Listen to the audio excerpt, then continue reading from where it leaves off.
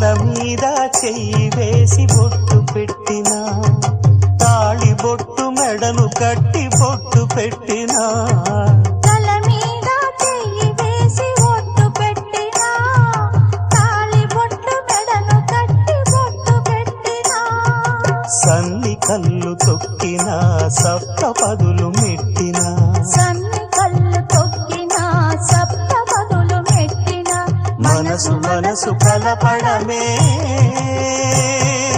మంత్రం పరమార్థం. శ్రీరస్తు శుభమస్తు, శ్రీరస్తు శుభమస్తు. శ్రీకారం చుట్టుకుంది పెళ్లి పుస్తకం, ఇక ఆకారం దాచుతుంది కొత్త జీవితం.